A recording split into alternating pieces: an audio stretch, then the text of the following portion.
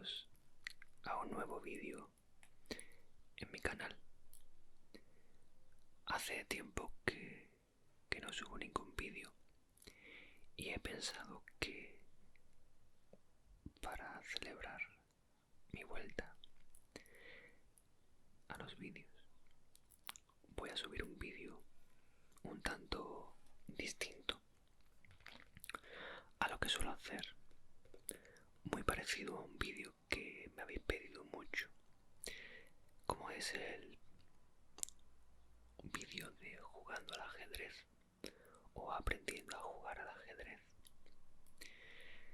En este vídeo, como ya podréis ver en el título, no vamos a jugar al ajedrez, pero sí os voy a enseñar un poco por encima unas nociones básicas de fotografía.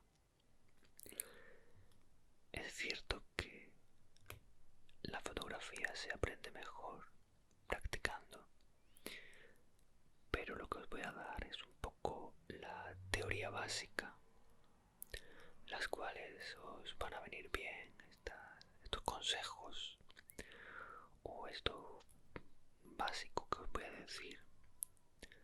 Si obviamente no tenéis ni idea de fotografía, si tenéis conocimientos avanzados o profesionales, pues se os quedará bastante cortito este vídeo, ya que lo que pretendo es acercarlo a todo el mundo de la fotografía.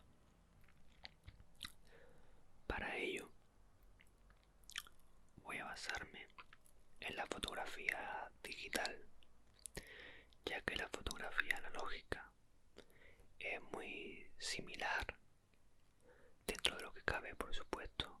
Es distinto a la hora de revelar o procesar, depende de cómo lo llaméis, pero en lo básico, en el funcionamiento básico de una cámara, que es en el cual me voy a basar, eso lo voy a poder aplicar tanto a analógico como a digital sin ningún tipo de problema. De acuerdo, vamos a empezar.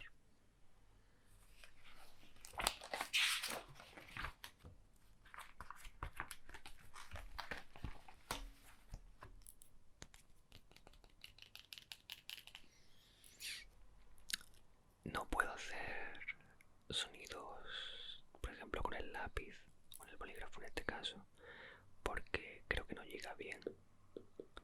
Y si lo hago al micrófono, pues se va fuera de cámara. Entonces, bueno, queda un poco extraño.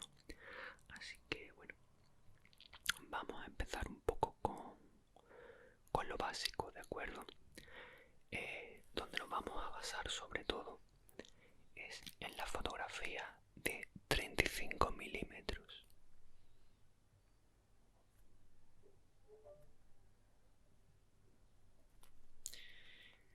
¿Y qué es 35 milímetros?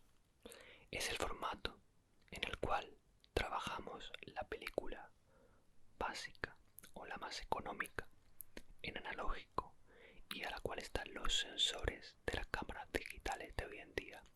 La mayoría de cámaras reflex tienen sensores de 35 milímetros. Hay algunas ya que son un poquito más avanzadas, pero claro, son muchísimo más caras, que son las de formato medio y la de gran formato, pero ese tipo de cámaras no la vamos a tratar aquí, aunque en cierto modo son muy parecidas a la hora de trabajar. Sí que es cierto que tienen pues ligeras diferencias, especialmente las cámaras de gran formato, pero ya digo, nos vamos a centrar en lo básico. Las cámaras reflex significa reflex porque dentro de la cámara, o sea, dentro del cuerpo, tienen un espejo. Habría que diferenciar básicamente dentro de una cámara las siguientes características. Por un lado, el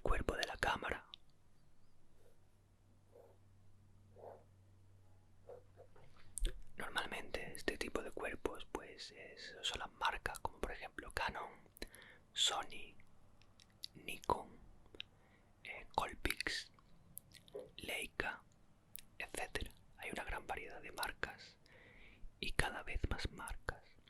Pues esto es el cuerpo de la cámara. Luego hay otra parte independiente, que son los objetivos.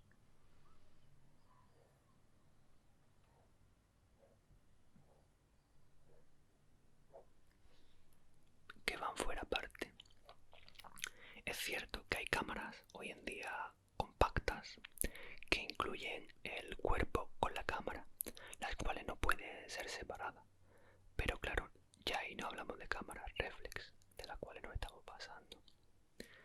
También existe otro tipo de cámara hoy en día que se está empezando a estandarizar, como son las cámaras Evil o mirrorless, sin espejo, vendría a ser el significado. Son cámaras que se están, como ya digo, empezando a estandarizar, ya que su precio al principio era un poco elevado, mucho más que el de las reflex digitales, pero que está comenzando a bajar. Este tipo de cámara aportan principalmente una gran ISO, y claro, nos estamos aventurando en una serie de términos que aún no he procedido a explicar y que al neófito en la materia se puede perder, pero que sin ningún problema vamos a explicar. ¿Qué es el ISO?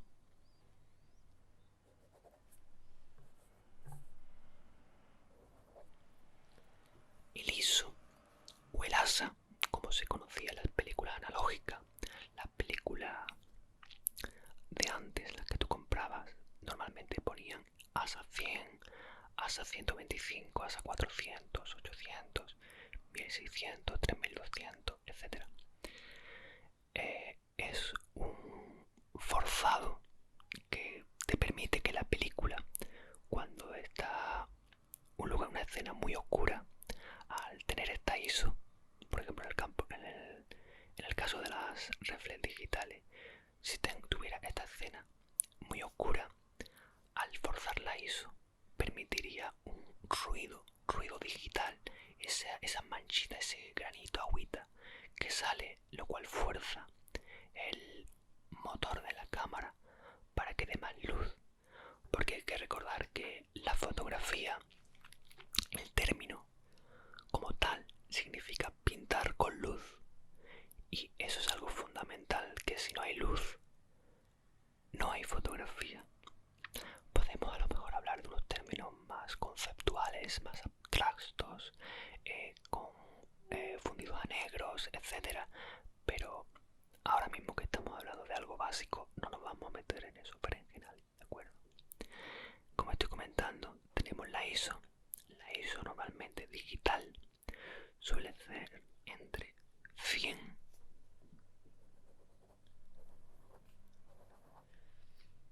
y 6400.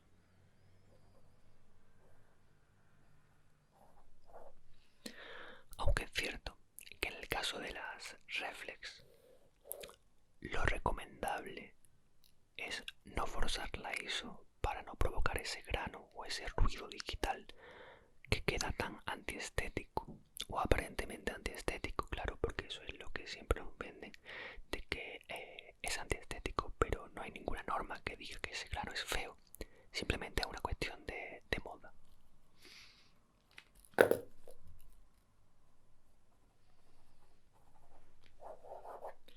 Lo recomendable es no forzar más de ISO 400 en cámaras reflex digitales, porque la mayoría de cámaras digitales de 35 milímetros llevan un sensor que es el sensor ASPC.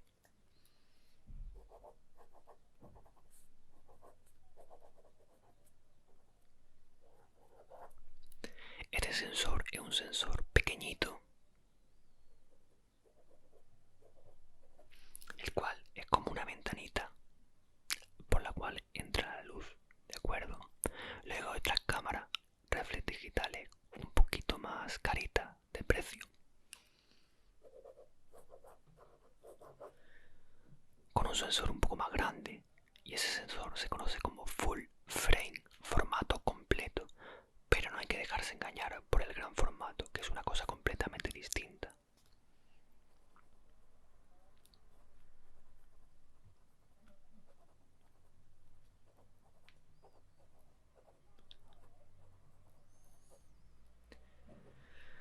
Perdón por mi letra, pero yo en verdad debería ser médico en otra vida. Hablando de la full frame, son cámaras que al tener un formato más grande permiten un mayor paso de luz y podemos forzar un poco más, pues en circunstancias adversas de luz, la ISO. Yo normalmente no recomendaría forzar en una full frame más de 800, que es cierto que las mirrorless de hoy en día podemos ver que traen ISO descomunales, ISO de valores que a primera vista parecen una auténtica locura. Y bueno, habría que comparar, depende del formato, la cantidad de grano o de ruido digital que te mete esa ISO. Depende, por supuesto, de cada marca, de cada modelo. Y también una cosa muy importante que aplica muchísimo ruido digital es cuando la cámara se calienta, se sobrecalienta un poco, que empieza como a forzar, ya que daros cuenta que es una cámara, al fin y al cabo es un objeto, y se calienta y de por sí sube la temperatura. Algunas cámaras así más modernas también traen como una especie como de termómetro, el cual indica la temperatura. Pero bueno, no vamos a meternos, como ya digo, en cosas a lo mejor más técnicas, sino voy a explicar un poco qué es lo básico. Lo básico para una buena fotografía o para un buen trabajo con una cámara, aunque sea amateur, es una correcta exposición.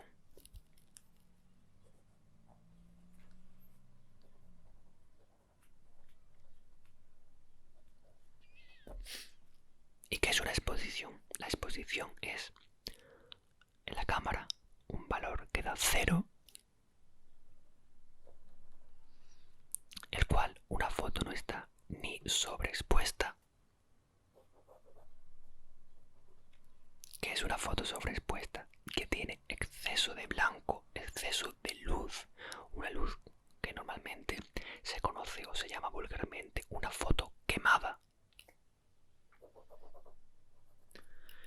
Y por contra, también existe la subexposición, que es falta de luz. Como ya he comentado, la fotografía es luz, es pintar con luz. Esta subexposición provoca una serie de negros dentro de nuestra fotografía, de nuestro conjunto, que normalmente se empastan y no nos permiten sacar información de ello, ¿vale? Por mucho que después digitalmente revelemos, esa información que se pierde es muy difícil de conseguir, por no decir prácticamente imposible. Entonces lo correcto es dar un valor en el exposímetro de nuestra cámara de 0. Para ello jugamos con el triángulo de la exposición. Ya hemos hablado de la ISO y ahora vamos a hablar de otros dos factores importantes en este triángulo de exposición.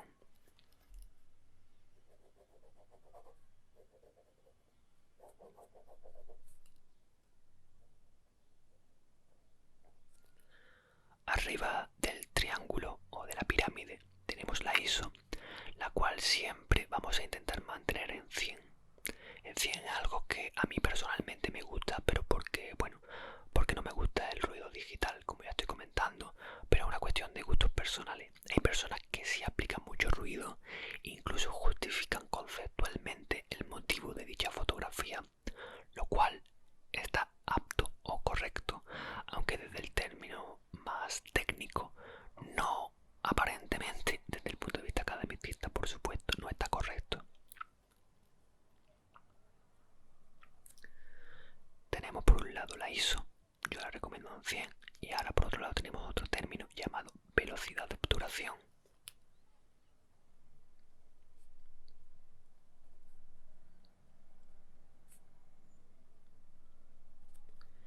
Y por otro lado otro término llamado diafragma.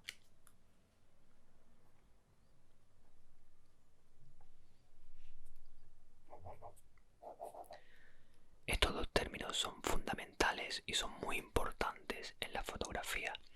De hecho, diría que los dos términos más importantes para hacer buenas fotos, dentro por supuesto, aparte después de la composición, los encuadres, etc. El diafragma o número F,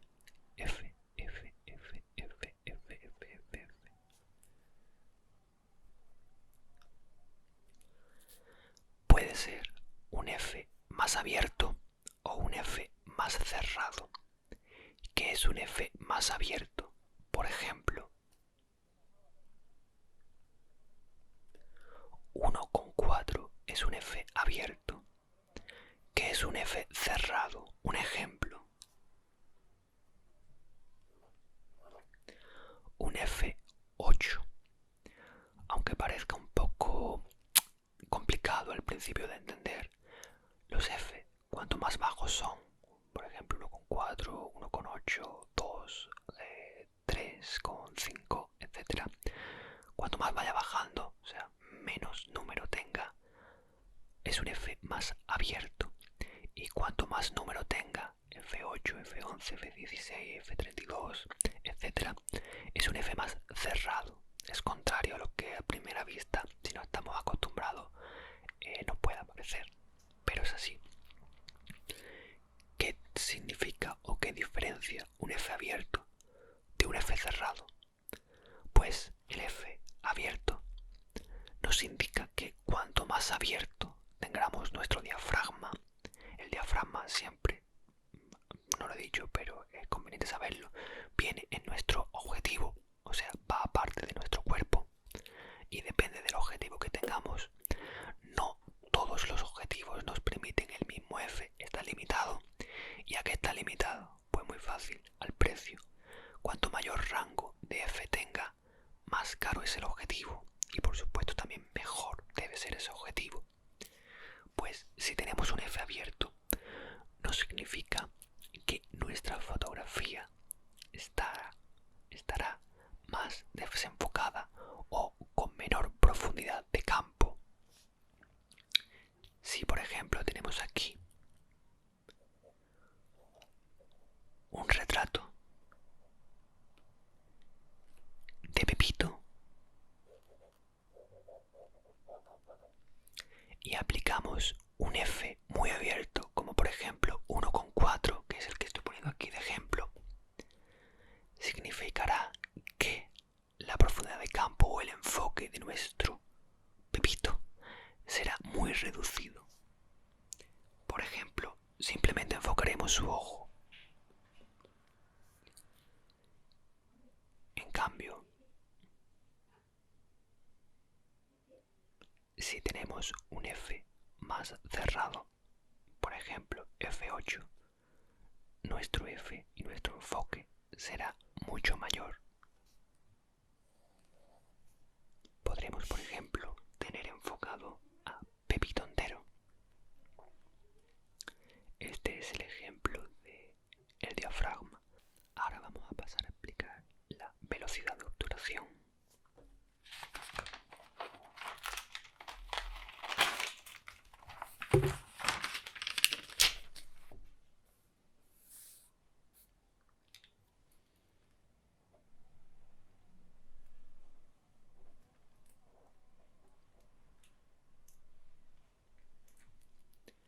La velocidad de obturación es el tercer término que vamos a aplicar y va en conjunto con la velocidad con la que nuestro sensor de la cámara deja pasar la luz. Puede haber una velocidad rápida o una velocidad lenta.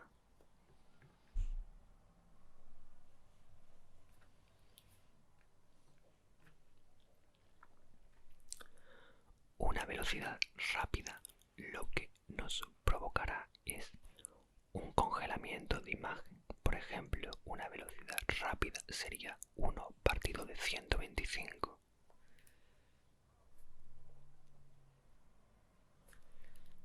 En cambio, una velocidad lenta permite pasar más luz que con la velocidad rápida y, sin embargo, la nitidez de nuestro, por ejemplo, sujeto Pepito en este caso, podría provocar lo que se conoce como trepidación, que es ese efecto borroso que algunas veces se ve en la foto.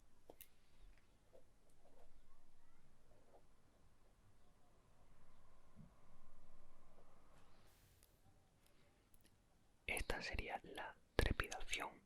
Por ejemplo, una velocidad que empieza a trepidar ya sería 1 partido de 30.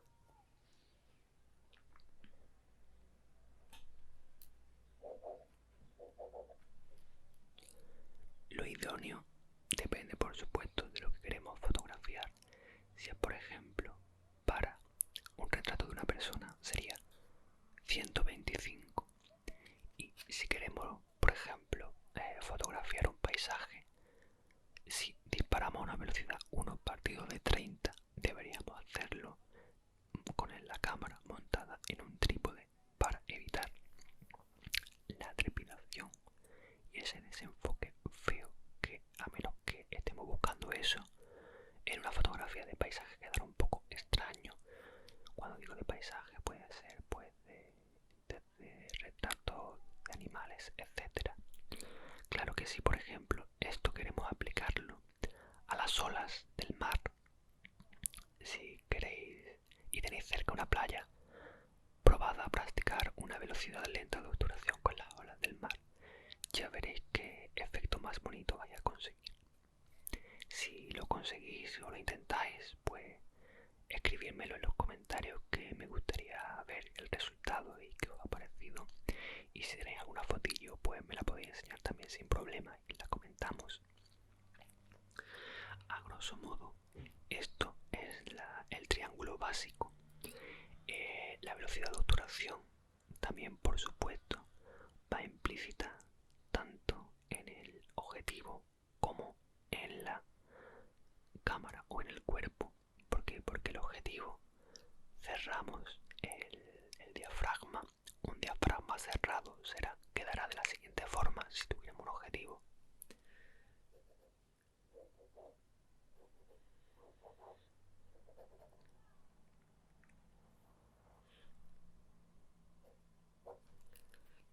Quedaría muy abierto, permitiendo el paso de la luz, y si fuera una velocidad rápida quedaría de la siguiente forma.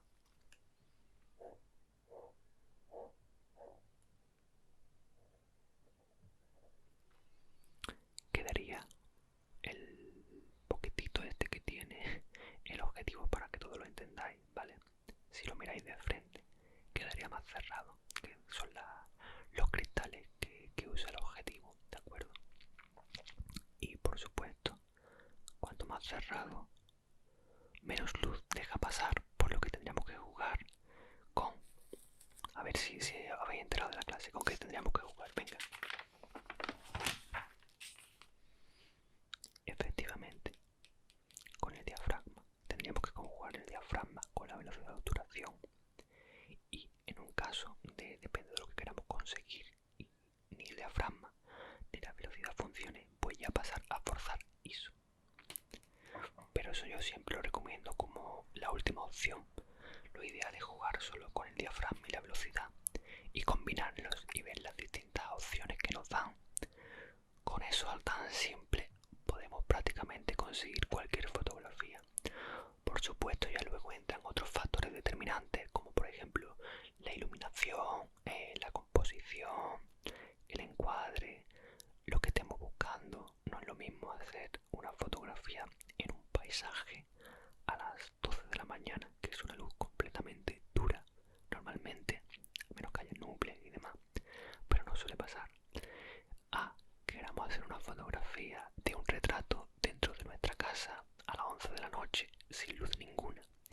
Son factores muy complejos que muchas veces son más parte del azar que nosotros estemos buscando, más que realmente de nosotros como fotógrafos. Porque ya digo, si vais a hacer fotografía de paisaje, podéis salir a la calle y a lo mejor ese día estar lloviendo, hacer viento, hacer sol, haber nubes en ese momento que tapen, etcétera, y eso ya pues se nos escapa un poco. Que podemos cambiar, por supuesto, un día con nube y meterle un relleno de flash para simular la luz dorada del sol, por supuesto, pero como una clase de fotografía básica, pues de momento eso lo dejamos apartado. Quizás la fotografía, así desde el punto de vista teórico, es más aparentemente complicado si nunca habéis dado nada de fotografía, pero que no hay problema. O sea, si asentáis bien estos conocimientos básicos, la práctica, o sea, si lo aplicáis después a la práctica con vuestra cámara reflex, no vais a tener el más mínimo problema. Por supuesto que todo es practicar, es como el que toca un instrumento o el que pinta. Tienes que practicar, practicar, practicar, porque por muy bien que se te dé o por muy bien que te dé unas nociones, si no practicas es complicado. Entiendo que a lo mejor es más fácil para muchas personas a través de la práctica, o si hubiera traído una cámara a explicar estos conceptos, pero si veo que este vídeo os gusta y queréis seguir aprendiendo un poquito más sobre fotografía básica, o a lo mejor a un nivel un poco más alto, de nivel medio, tampoco vamos a ponernos a pasar de repente a un nivel profesional, sino a un nivel más serio, también podríamos pues, a lo mejor hacer una práctica de revelado digital con Lightroom o con Adobe Photoshop y Camera Raw. Depende, son programitas muy asequibles de conseguir el pack Adobe. Y bueno, hay por supuesto multitud de programas para editar, hay programas de software libre y también hay programas ya más profesionales como Phase One. Pero de momento, como este es un curso o un roleplay o como queráis llamarlo de fotografía básica, no nos estresemos y vayamos poquito a poco, pasito a pasito, que es como se empieza y cómo se hace bien las cosas. Si asentamos bien estos términos, la fotografía después fluirá sola.